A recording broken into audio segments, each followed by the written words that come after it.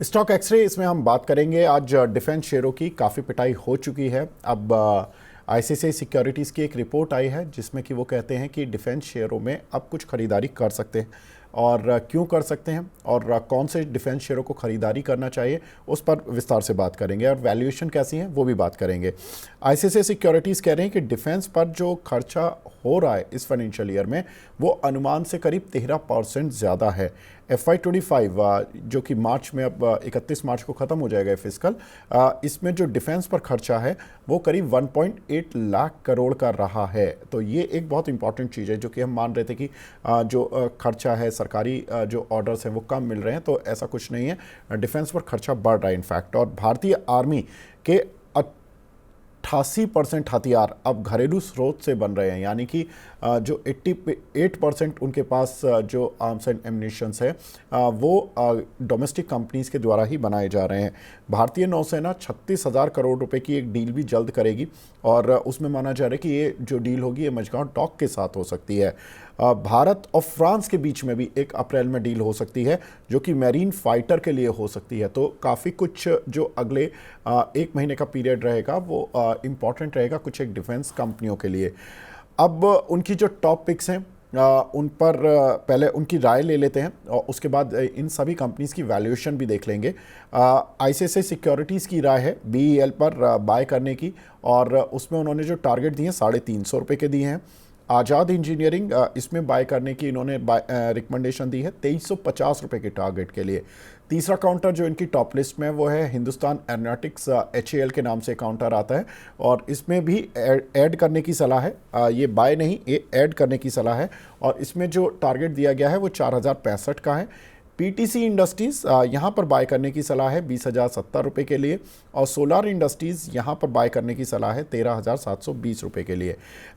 अब मैं कुछ एक डिफेंस कंपनीज़ की वैल्यूएशन ले लेता हूँ जो आईसीआईसीआई सिक्योरिटीज़ मानते हैं कि ये एस्टिमेटेड वैल्यूएशन है on the basis of the PE multiple. तो पीई मल्टीपल जो कि हम देखते हैं कि जनरली 20 से 25 तक का, तो चलिए ठीक है, हम मान लेते हैं कि ये कंपनियाँ डिफेंस की हैं, या चलिए 30 तक का भी मल्टीपल हम मान लेते हैं कि इतना एक्सेप्टेबल है। लेकिन ये कंपनियां एक समय पे 60 के पी मल्टीपल, 100 के पी मल्टीपल तक पहुंच गई थी। अब FY26 की अर्निंग के हिसाब से कहां पर पी मल्टीपल बैठेगा, तो बीईएल का पी मल्टीपल करीब 42 बैठेगा। आज़ाद इंजीनियरिंग और HAL जहां पर इनकी जो टॉप 5 रिकमेंडेशन है बीईएल, आज़ाद इंजीनियरिंग, HAL, सोलार इंडस्ट्री और पी इंडस्ट्री, पीटीसी इंडस्ट्री, यहाँ पर जो पी मल्टीपल हैं बीईएल को छोड़कर सभी के पी मल्टीपल 23 से 26-27 रुपये की रेंज में ही हैं। उसके बाद एस्ट्रा माइक्रोवेव का पी मल्टीपल करीब 27 रुपये का उनको एस्टिमेटेड लग रहा है। उसके आगे भारत डायनामिक्स जहां पर कि उनको लगता है कि ये अभी शेयर 36.6 के पी मल्टीपल पर चल रहा है। गार्डन रीच करीब 25 के पी मल्टीपल पर। मिश्र धातु ये थोड़ी मेटल से भी जुड़ा हुआ काउंटर है तो वहाँ पर पी मल्टीपल थोड़े कम ही रहते हैं, तो 10 के पी मल्टीपल पर ये काउंटर उनको लगता है कि FY26 में ट्रेड करेगा। और मझगांव डॉक जहाँ पर बात तो ये है कि आईसीआईसीआई सिक्योरिटीज़ कह रहे हैं कि इनको एक ऑर्डर मिल सकता है 36,000 करोड़ रुपए का, लेकिन जो इनकी वैल्यूएशन है वो थोड़ी सी ओवर स्ट्रेस्ड है मझगांव डॉक की 52 के पी मल्टीपल पर। और जैन टेक्नोलॉजीज़ यहाँ पर तो वैल्यूएशन काफ़ी ज़्यादा उनको लग रही है 149.5 की। ब्रजेश सर, आपको कोई डिफेंस काउंटर अच्छा लग रहा है ऑन चार्ट, ऑन अगर आपकी कुछ इन हाउस भी रिकमेंडेशन हो जो कि आपको लगता है कि हाँ यहाँ पर हम पॉजिटिव हैं? काफी सिलेक्टेड काउंटर है विवेक। एक HAL है जहां पे मुझे टेक्निकली, क्योंकि फंडामेंटली हमारा मानना है कि अभी भी शायद इसमें उतने जो लॉन्ग टर्म के नजरिए से शायद हम नई रिकमेंडेशन करें, हो सकता है कि थोड़ा और गिरावट देखने को मिल सकता है। बट टेक्निकल ग्राउंड्स के ऊपर, टेक्निकल चार्ट के एनालिसिस के ऊपर मुझे लगता है HAL का जो एक स्ट्रक्चर बना है काफी अच्छा, स्ट्रॉन्ग पॉजिटिव बना है और ये वापस 4,000 4,200 के आसपास जा सकता है। तो HAL में जिनके भी पोजीशन है वो होल्ड कर सकते हैं और उनको अगर एक ट्रेडिंग अपॉर्चुनिटी भी अगर ढूंढ रहे हैं तो वो HAL में हो सकता है।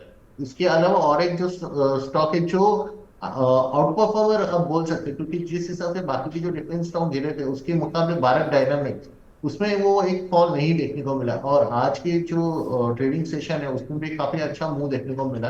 तो मुझे लगता है कि ये स्टॉक जो जहां से रेजिस्टेंस 1300 के लेवल से इसमें सप्लाई देखने को मिला तो वो लेवल वापस ये रीटेस्ट कर सकता है। तो अगर अभी ये सेक्टर में कुछ काम करना है तो HAL और BDL में मैं अपॉर्चुनिटी ढूंढूंगा। तो सर ने बता दिया है कि सर की तरफ से डिफेंस के कौन से टॉप काउंटर्स हैं, और आईसीआईसीआई सिक्योरिटीज़ ने भी बताया कि कौन से काउंटर हैं जो डिफेंस में अच्छा कर सकते हैं आने वाले समय में। बहुत सारे हमारे दर्शक हैं जो डिफेंस में फंसे और ऊपरी स्तरों पर तो काफ़ी ज़्यादा फंसे हैं।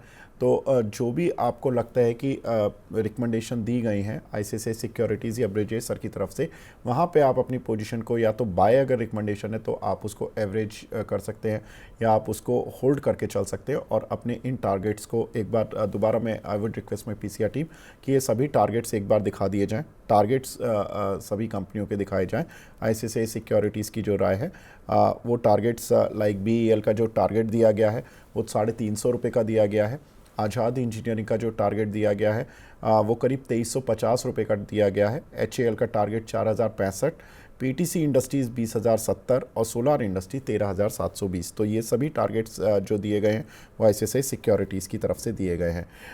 आगे बढ़ते हैं। एक जो हमारे दर्शक थे इंडियन ज्वेलरी क्राफ्ट जो सुपर चैट पर क्वेश्चन पूछ रहे थे, ब्रजेश सर, इनका सवाल था इंडियन ऑयल पर। इन्होंने 27 मार्च की ऑप्शन बाय किया हुआ है आईओसी का, 127.50 की स्ट्राइक प्राइस है इन्होंने, लेकिन क्वांटिटी काफ़ी ले लिया है सर, 85,500 क्वांटिटी ले लिया। इन्होंने कॉल का रेट नहीं बताया कि इन्होंने किस प्राइस पर ये कॉल ली है। तमिलनाडु से हैं ये, कोयम्बटूर से। अभी क्या करें सर, लग रहा है कि एक्सपायरी तक ये शेयर आईओसी 127.50 के ऊपर निकलेगा या इनको कुछ प्रॉफिट दे पाएगा?